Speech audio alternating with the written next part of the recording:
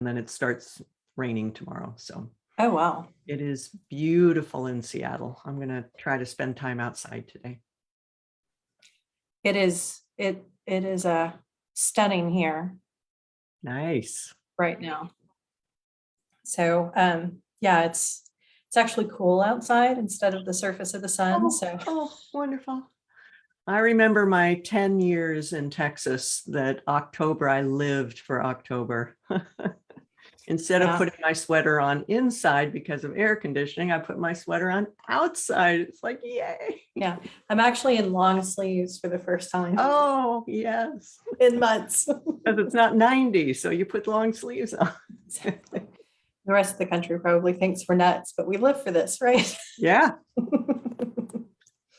So good morning, everyone, and welcome to Dyslexia Coffee Talk. It's our new season. We're getting back started again, and we get to start our season with Dr. Jan Hasbrouck. Thank you so much for joining us today. This is going to be such a great and necessary conversation. So I'm happy to be here, Ashley. Thank you for the invitation. Awesome. We are going to talk about fluency. And like you and I were talking about before we got started, fluency is so misunderstood by absolutely everybody that I think it might be important to sort of start with trying to explain what is fluency, especially in, you've got rate, you've got accuracy, you've got fluency, and you've got comprehension. But what is fluency and how does it fit into that? Yeah. Well, you are right that fluency is very misunderstood, and there's a lot of reasons for that. It seems like one of the most simple things of this complex reading process. We can wrap our head around fluency more easily than phoneme awareness or phonics, or certainly comprehension, because it's just getting kids to read text quickly. But that's not correct.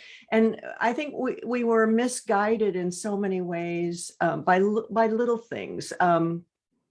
One was that wonderful report of the National Reading Panel that for many of us 21 years ago, when it was published, brought our attention to fluency and the other 4 components that they shared the research. But in that report, they did it was a very valuable contribution to draw our attention to fluency as one of the components of skillful reading.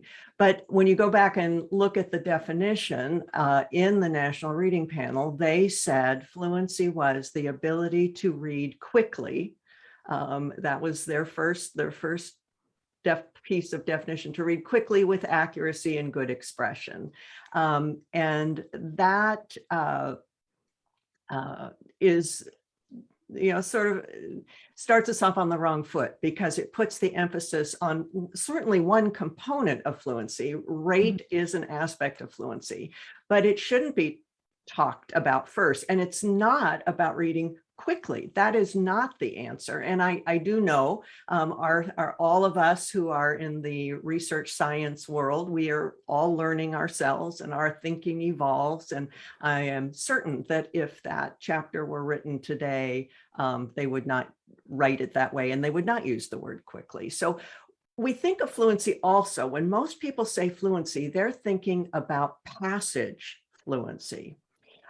Which is really important. That's the goal, is to get all our kids to that point. If people are listening, are familiar with Scarborough's rope, which it's hard to have a conversation about reading these days without talking about Scarborough's rope, that wonderful infographic where she sort of deconstructs the simple view of reading, those 2 major components of language and decoding, and then separates them into these important strands, and then shows how over time, if reading is developing correctly, those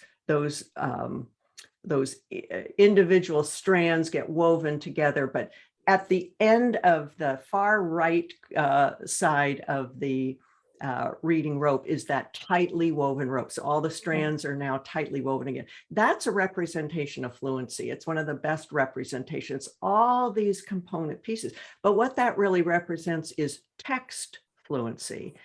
That's what it kind of looks like when a reader is able to take all those component pieces and orchestrate them simultaneously and effortlessly to read text, read and understand text, which is why fluency is important. But so most of the time when we're talking about fluency, we're talking about the end of the rope, text or passage fluency. But you can go back to the left side of the rope, those component pieces. And Marianne Wolf and others have written about the importance of understanding that each of those component pieces needs to first be acquired. And that's really where we think about pure accuracy. You need to know your letter names. You need to know your letter sounds. And after you've acquired that level of accuracy, knowledge, then with practice, that knowledge becomes automatic to your brain. It doesn't require any thinking at all. So then we also have to do the same kind of thing with words. We take those letters and sounds that we've learned and learn to decode words. And with practice, that decoding of words becomes more fluent. So we have fluency developing at the sound and letter level, the word level, the phrase level, and that is all foundational to the end goal of text reading fluency. And we can use essentially the same components. The National Reading Panel is absolutely right. Those three components are the essence of text reading fluency, but I always put accuracy first because that is the foundation of fluency. Fast reading is not the goal. You have to be accurate, and you can't lose accuracy and you can't sacrifice accuracy because the whole point of fluency is comprehension. So accuracy is first, foremost, and forever the most important component. Then we do need rate, but not quickly. The National Reading Panel using that word was problematic. We want appropriate rate. Sometimes, not always, kind of rarely, but sometimes it's really appropriate to read quite slowly. We're reading something that's really important, it's new or novel to us, or it's just really complex, or it's something like poetry. Who would want to read poetry quickly? You slow down and you reread it and you ponder it and you get emotional reaction, and so it's appropriate rate. And sometimes reading really quickly is appropriate. We're skimming and scanning. I'm trying to remember where I found something before. I'm just reading for absolute pleasure. Doesn't matter if I really understand it or not. But we have some ideas of appropriate rate that is appropriate for understanding. And then expression contributes to comprehension, and it is reflective of comprehension. That's a whole topic in itself. But I also go on when I talk about defining fluency to say that it also, part of the definition should be its connection to comprehension. So the definition that I use is reasonable accuracy at an appropriate rate with suitable expression that leads to, it doesn't guarantee, but it leads to accurate and deep comprehension. And then I throw in motivation too as part of the definition because, and this comes less from research and more from my getting close to 50 years of clinical practice with struggling readers. Is in all those decades, I have yet to find a student who struggles with fluency who's also a highly motivated reader. So fluency has something to do with motivation. We haven't studied it to be really systematic about it, but it's obvious. So that's a, what was that, 15-minute definition of reading fluency, but that's my best effort at it. It is complex, and it's one of the reasons people misunderstand it. Well, and I had never thought, I mean, I'm not an educator. I'm not a clinical researcher. I'm not doing anything that you do, but I had never thought about fluency from the aspect of each of the individual strands within the rope and needing to have fluency. I've never been able to explain fluency very well to anybody, but at least in advocating for my own child, I was able to push back on certain things, saying you're not talking about fluency, you're talking about something else. I knew enough when I was faced with something that didn't make sense, that I knew wasn't going to the definition, but I never thought about it from the individual aspects of each component in and of itself. We rarely do. We use the word fluency in reading as almost always what people are meaning is text fluency.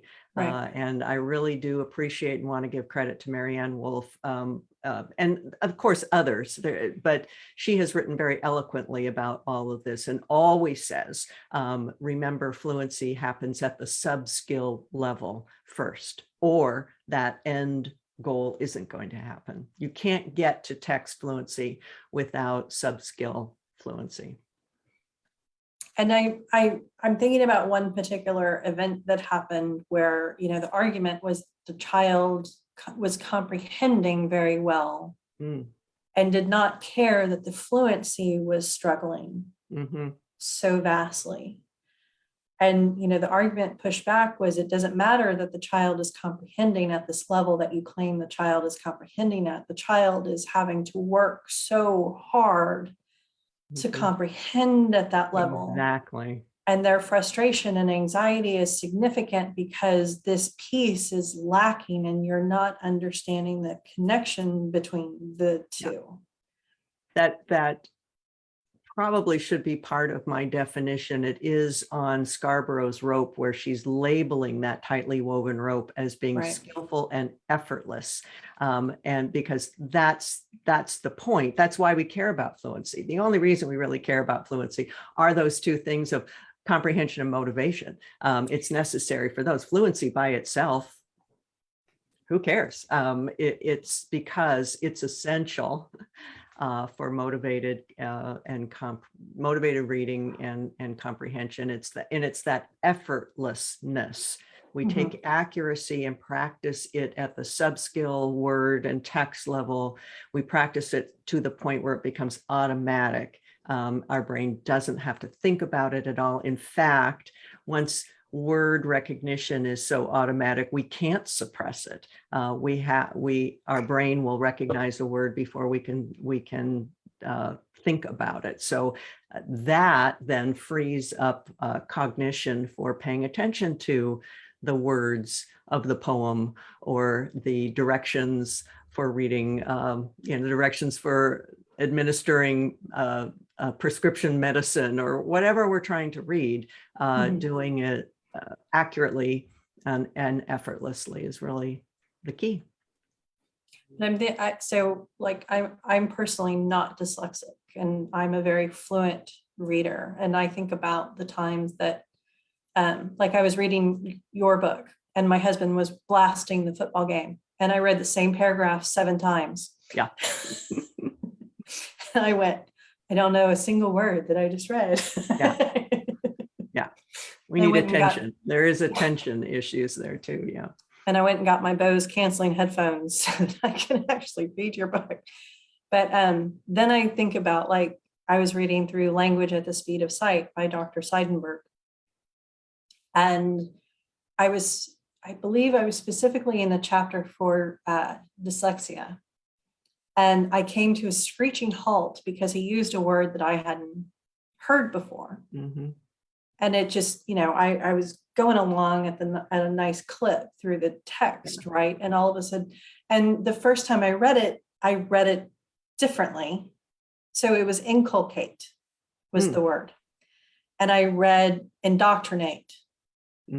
But within a couple of words, I knew that indoctrinate was wrong. And I went back, and it was like a whole spiral. Siri couldn't even tell me what the word meant, but I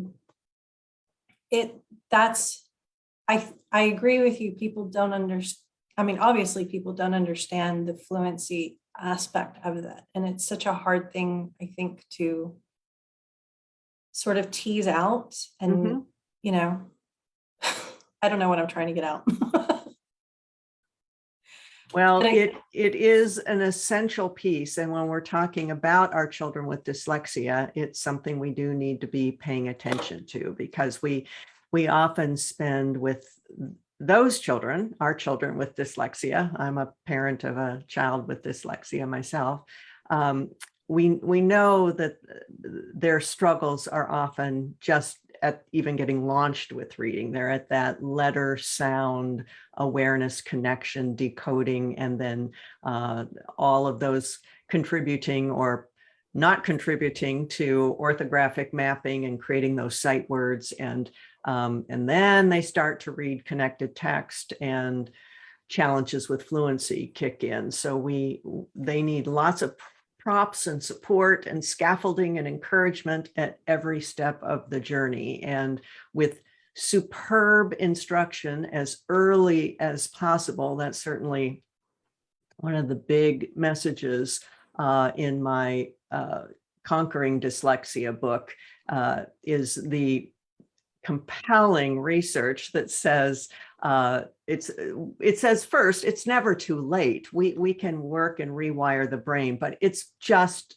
going to be harder. And then we've lost years of practice, and we know practice is essential. So we want to start as early as possible with age appropriate instruction.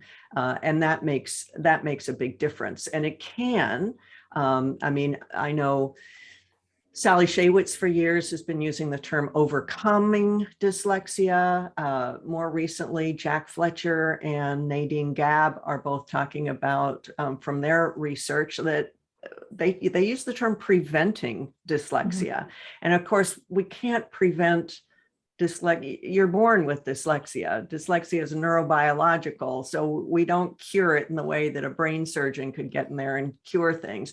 But what they're saying is, with that early identification and early intervention, we can prevent, not dyslexia, but we can prevent those outcomes of struggle with reading, writing, and spelling.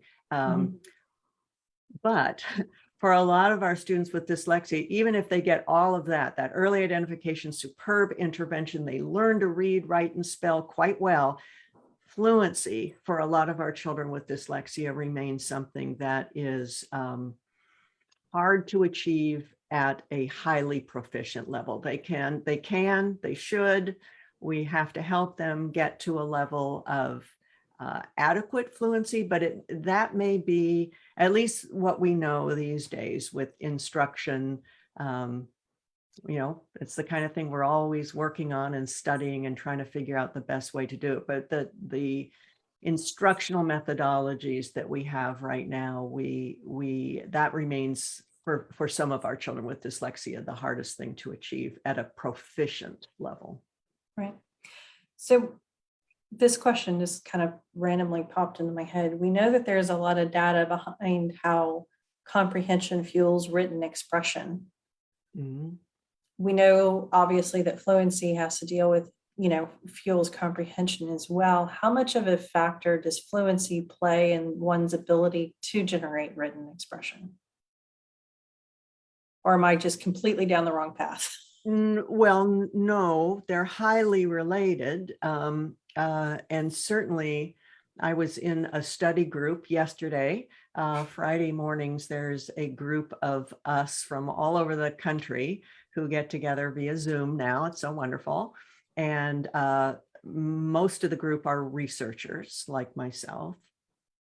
And we're talking about these kinds of things. And yesterday, the topic came up that we haven't done in the translating research into practice. We haven't done as good a job as we need to, is making sure that practitioners are connecting reading and writing and spelling as part of the other side of the coin, if you will, that how our brains are wired, those processes in our brain. We respond to them differently outside of the brain. You know, writing is with our hand or our fingers, and typing and spelling doesn't necessarily look like it's related to reading, especially the way we teach it.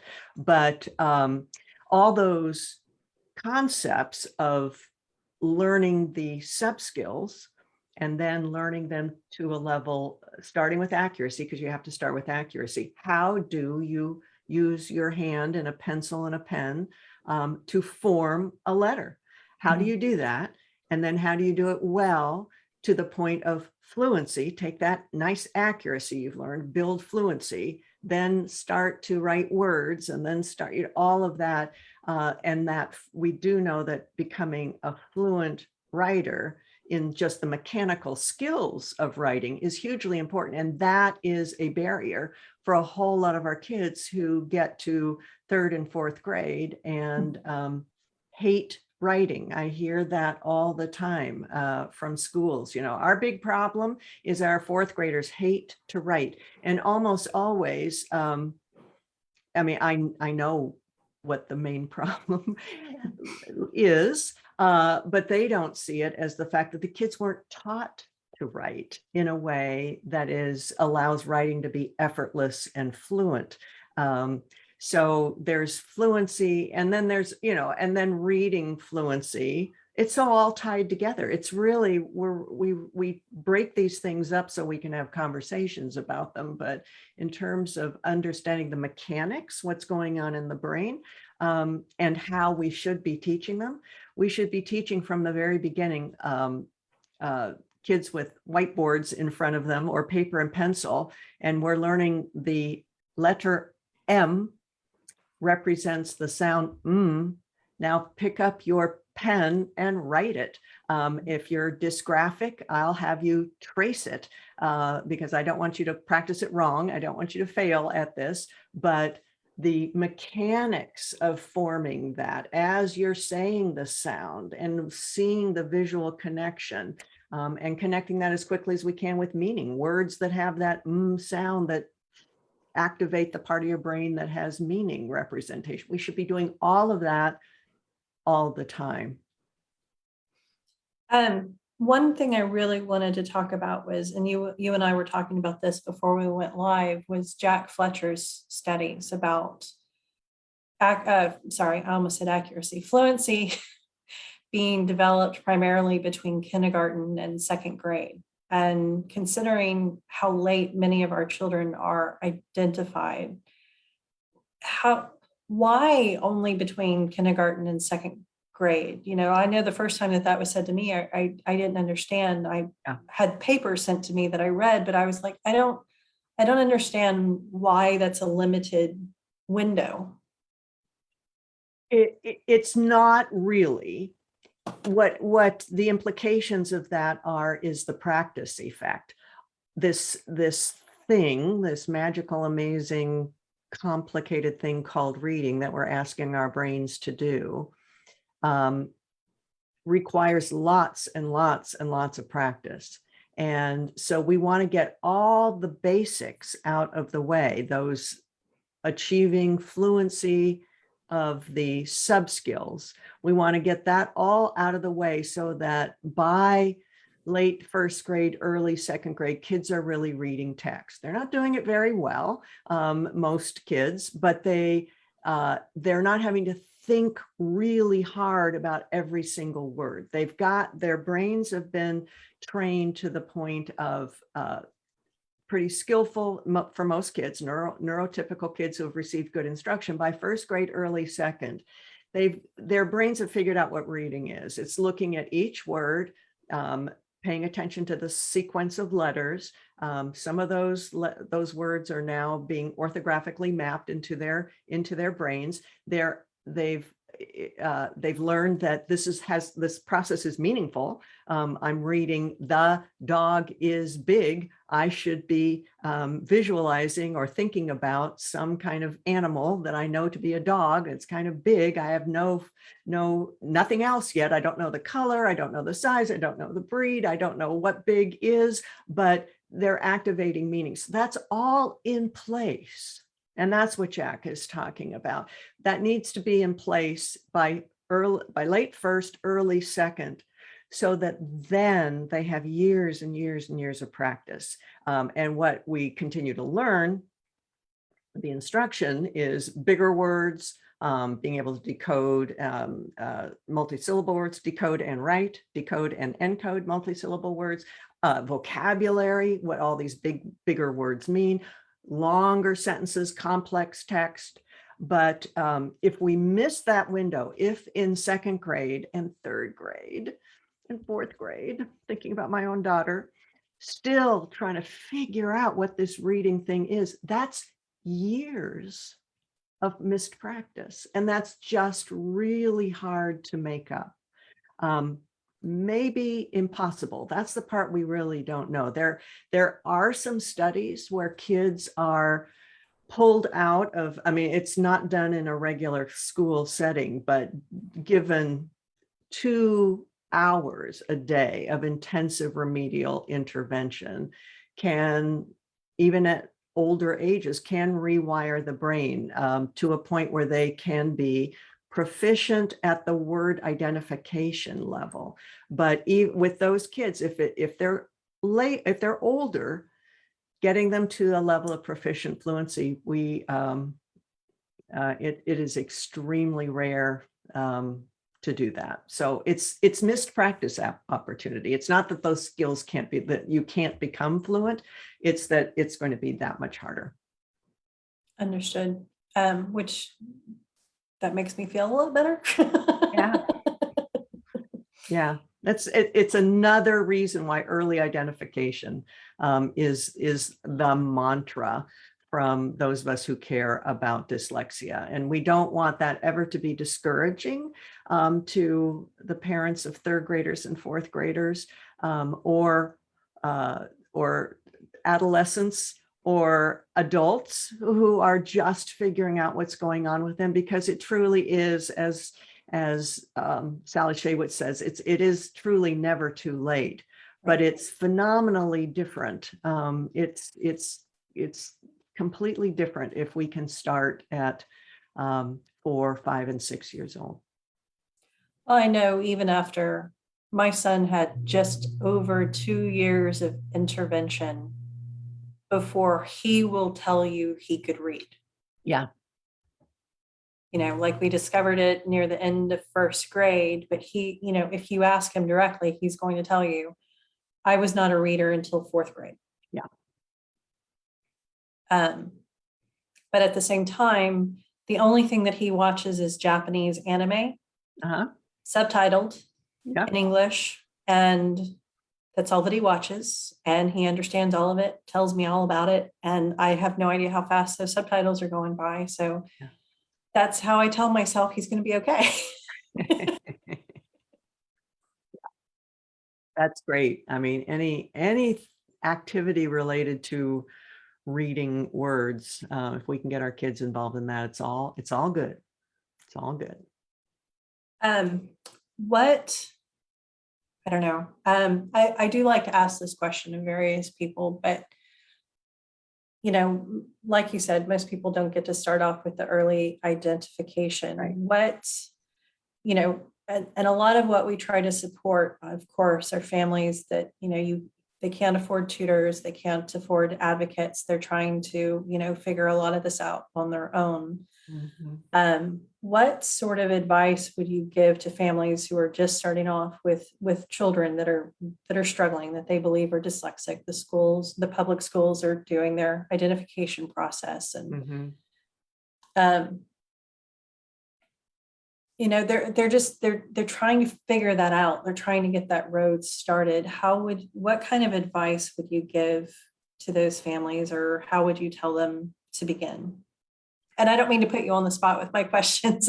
No, that's fine. This is one I like to ask people. I've got opinions about just about everything. I'm happy to share my opinions. I can hear my kids laughing right now. The first thing I would say is find your tribe, find other parents. I mean, it's the work you're doing, Ashley, and your organization, ever-growing group, Decoding Dyslexia, which was founded by parents and serves as parent advocacy. There's some of the best research I've read about dyslexia acknowledges the social, emotional, mental health issues of dyslexia, and points out that it affects the family. It is not, it's different than some things that the kid has to deal with it and the parent takes him to the doctor or whatever. Dyslexia, the impact of dyslexia is so profound that it does affect the whole family. So understanding what other families are going through and sharing the grief and the frustration and the anger and the shame and all those feelings. It's nice to have a community of other people who are going through that and hearing their stories about their smart little kid who was eager to learn to read, and everything looked just great until they got to kindergarten or sometimes preschool. And suddenly they're looking around and these kids are doing things they can't do and they don't understand why. They're failing for the first time and they're very precocious, smart little lives. And what that does to their self-esteem and their ego and their pride and their joy, all of that. I think it's very important to connect with other parents, because parents have figured out a whole lot of stuff. They figured out, if you're in a community, they figured out who, if you can't afford tutoring, they know who the good tutors are. You don't have to just go on the internet and start to search for somebody, because there's anybody that can call themselves an interventionist or a tutor. So parent advice, if there are some states where you need a medical diagnosis to have your child access services for dyslexia. And who are those pediatricians who know how to do it? There's a whole lot of pediatricians who would say, dyslexia? I don't know anything about dyslexia. That's talk to your school. And the school says, oh no, you have to talk to the physician. So parents will have done that work, figured out who the pediatricians are, who understand their role in dyslexia, and connect parents with those resources. Another, and soon, once you make those connections, you'll probably be connected to, parents will be connected to the International Dyslexia Association, which is a group that's been around for many, many, many decades, and really these days has two purposes, two missions. And one is to connect the research and get that into the hands of practitioners, but they also serve families, individuals with dyslexia and families who are dealing with dyslexia. So there's tons of good support and resources and ideas and book suggestions. And they have an annual conference, which is the most, and it looks like it's going to be online again this year. And, we don't know the future of all conferences, but it may be that forevermore professional conferences have maybe a dual route, that some of it's online and some of it is in person. But that is a conference of all the professional conferences that I attend. That's the one that clearly has strands for parents. They don't just pay lip service to, if you're a parent, you can come to our conference. They make it warm and welcoming and valuable for parents to attend. Maybe not some of them. I go to IDA to attend, sessions by top level researchers that, like you reading Seidenberg, I'm sitting there going, are they speaking English? Because this, I need to read more and study more. But that's the advice I would give to parents, because it's a lonely journey. It just feels like it's not as hard as it was way back in my day, where pre-internet, and it was so much harder to figure out what was going on and how to connect with people. But it's available and it's so helpful. That's one aspect of COVID that I have loved because I felt like it was such a boon for our community as a whole that all Yes. of the conferences went virtual. Yeah. And a lot of the conferences were free too, Mhm. like that big one that MTSS put on, Dr. Tim Odegaard. That was shortly after the pandemic began, that ran, I think that was all day long, or was it two straight days? But anyway, I mean, that was like, all of my friends were like texting me going, have you logged into this thing yet? And I'm like, I'm logging in, and then I'm having to go to a soccer game, so I have to log out. Stepping Take in and your out when phone I with you can. as you're. I'm like sitting here going, goal, okay. Yeah, that's true. There are some silver linings to the pandemic. Absolutely. And I mean, but it- the connections. information, yes, Mhm. finally getting, instead of having to spend so much money to go to a conference and Oh, yeah. stay in a Time, hotel and, money, effort. Yeah. yeah, Hotel rooms and taxis and yeah, all of that. definitely. Easier to stay at home. So much. And I had a friend who went to Portland, and I love that you described it that way, because she, you know, she just called me and she said, I'm here. And I went, wait a minute, I didn't know you were going. Ah, She didn't know anybody there. And I, ah, called somebody that I knew was there. And I said, hey, can you meet her for coffee? Can you, she's new to our world, and she's just thrown herself out there and flown out there all by herself. And, wow. she met a ton of people that day, and she Yep. attended a bunch of different lectures, and she came home and she said it was amazing. I really admired her bravery for just throwing Yeah, herself out there and that's doing that. I right. couldn't have done that by myself. Yeah. And not knowing anybody too. But I do hope to be able to actually attend one in person. It'd be nice to actually meet everybody that I've been interviewing. Yeah. No. Yeah, for sure. Well, those times will come, because there are definitely, that's something that I talk with my colleagues about. This is wonderful. These Zoom contacts are wonderful, and I did a webinar this week, and there were people from Thailand and Qatar and New Zealand, and Mhm. that just wouldn't happen. But those in-person conferences where you do see a colleague down the hall, or you can attend those sessions that's somebody else is presenting, that has great value. So I'm sure they will come back when it's safe for us to do that. Yeah, I do definitely look forward to that day. Is there anything that I haven't touched on that I would be remiss in not asking you on the subject of fluency? Well, we should probably talk about fluency assessments. Perfect. That hasn't come up, No, and it always does when I'm talking about fluency. perfect.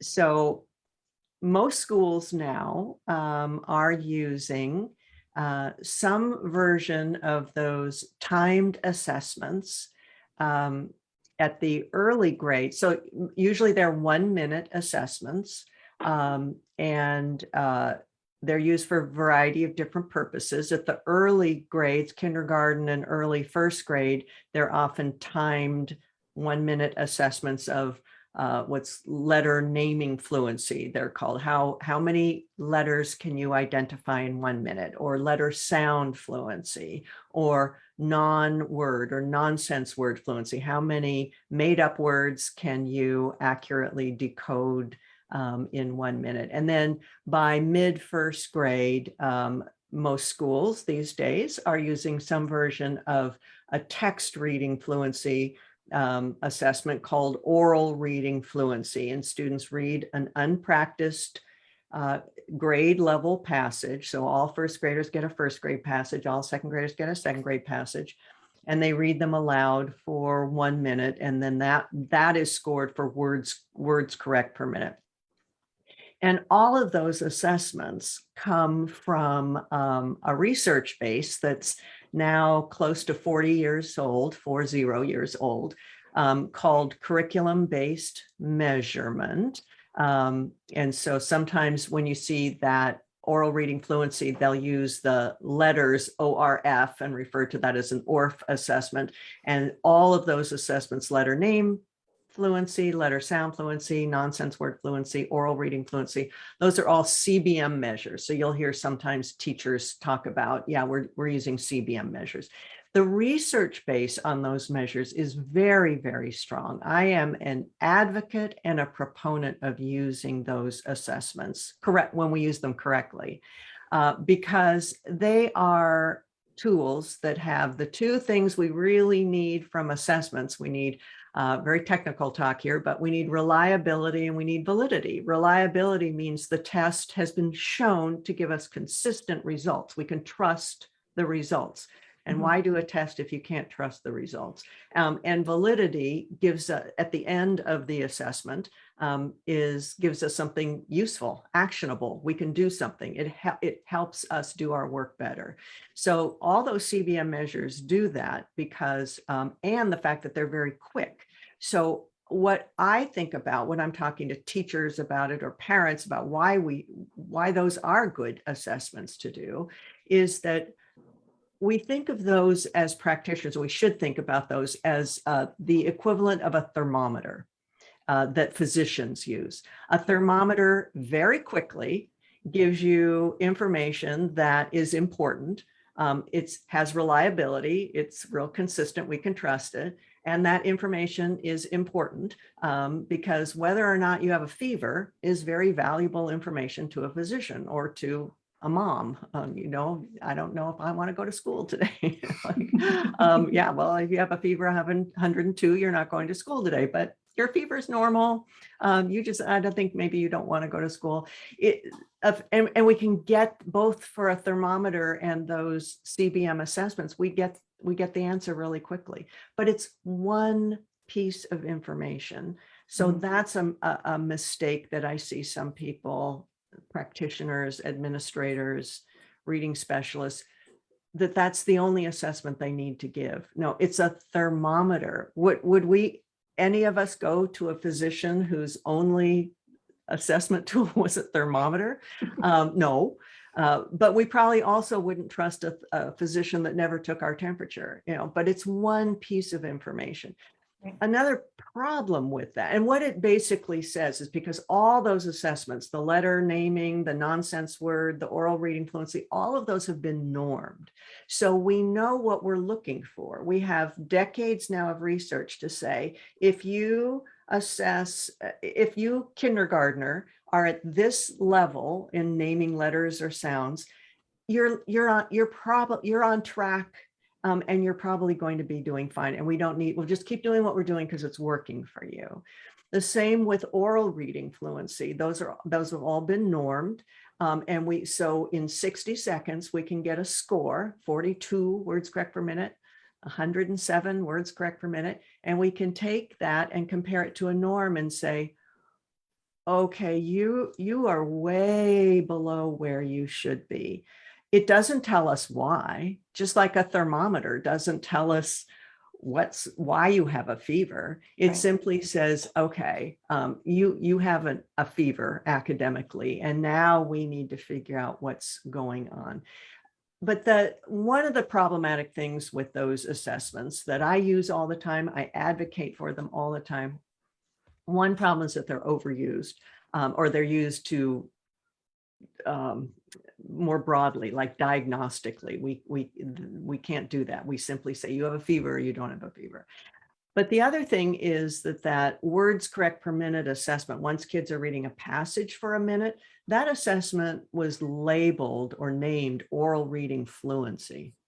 And it shouldn't have been. It's not a measure of fluency as we talked about almost an hour ago now, where I gave this long definition of fluency. Fluency is complex. It's multifaceted. It develops in progressions over time. It's not something that you can measure in 1 minute. So that test is valuable and important. I use it, but I don't want it to be thought of as an assessment of fluency. It's a thermometer reading about whether you're on track or not. It does look at accuracy, words correct per minute. So there's a rate element in there. And that's important to know, because it's not just can you do it, but can you do it at a level of automaticity? That's what we want to know. And if you can, great, let's keep challenging you. And if you can't, let's figure out why. That we need to then do just like a physician would do. Okay, you have 103 fever.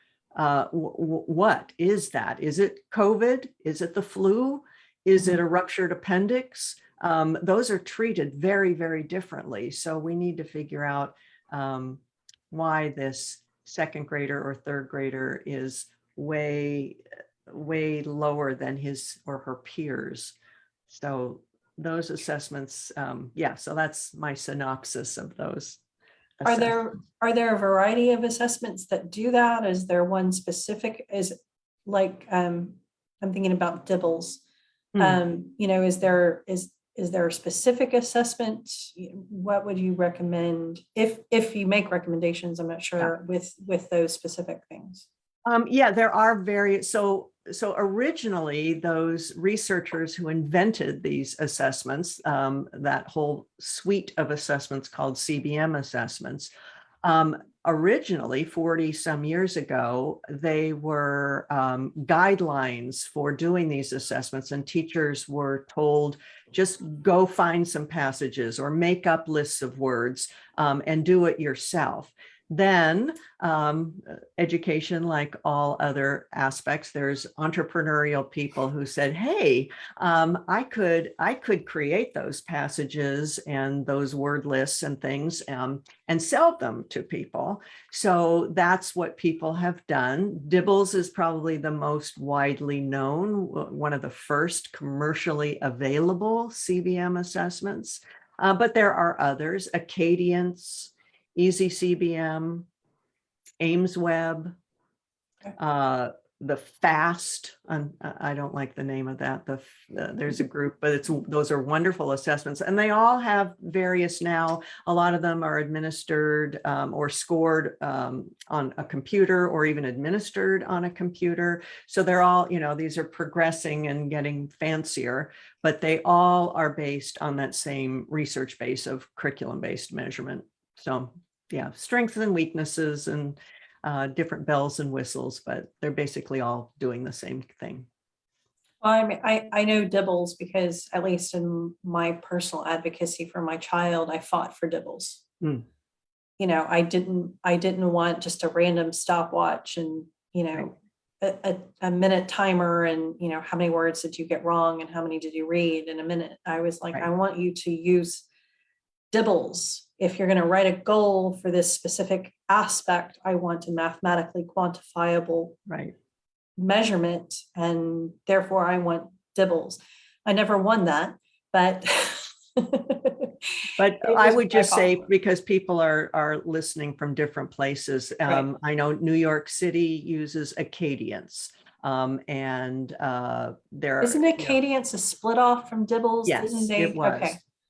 There was a split from originally from the work done at the University of Oregon, which the original developers of DIBELS were there and invented and created DIBELS from that research. And then they moved off and rebranded themselves as Acadience, but it's an original DIBELS product. But the name DIBELS and a slightly different assessment is still being offered at the University of Oregon. So there's DIBELS 8th edition, and there's Acadience, which is a shoot off of the original DIBELS. Okay.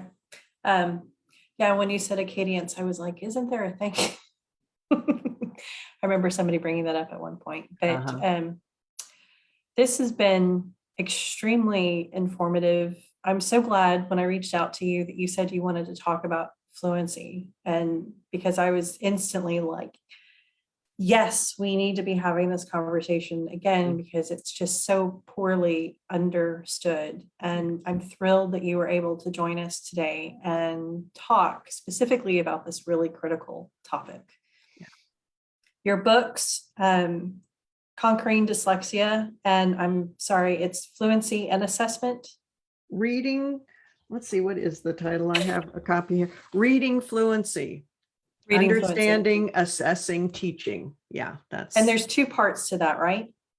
There are 2 versions of the book. The way that the publisher set this up is that there's a big book, the complete version, and then they created a smaller kind of a Cliff Notes version.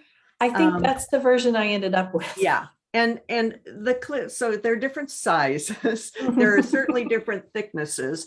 The Cliff Notes version is very good. The editor that did that condensing did a really good job. She pulled really the important things. But if you're a practitioner or you're in professional development or you want a deeper version of it, it would be the bigger book. And it's really hard. The publisher and I've had this conversation. It's hard to tell the difference, but the bigger book is slightly more expensive. That's really the only way to tell the difference right now. But Okay. yeah, that has 2 versions of it. And of course, I have your book, Conquering Dyslexia, and I've read that one, and I participated in that book study. Gosh, was that 2 months ago? 3 months ago, something. Yeah, 2 or 3. And I really recommend that to parents as well. If you haven't had a chance to pick up Conquering Dyslexia, it's a very informative book and will definitely help you on your journey. So again, thank you so much for joining us. This is, and I'm thrilled I get to start off my new season with you. So thank you. Thank you. Thank you. Well, Thanks you're for very responding to a message over Twitter. Good old Twitter. I know, Yeah. right? Yeah. So if any of the parents watching this or practitioners watching this, yeah, my Twitter feed is all about reading. I don't do anything with celebrities or politics. It's all about reading. And I have connected with wonderful people like you, Ashley, through Twitter. So it's at Jan Hasbrouck. You can see my name on the screen there. The spelling of my last name is so challenging, but you can find me on Twitter and I would love to connect with you there. Awesome. Well, thank you so much. I hope that you have a wonderful day and enjoy your last beautiful weekend in Seattle before the rain sets in. Yeah, get outside right away. Thank you so much. You're very welcome, Ashley.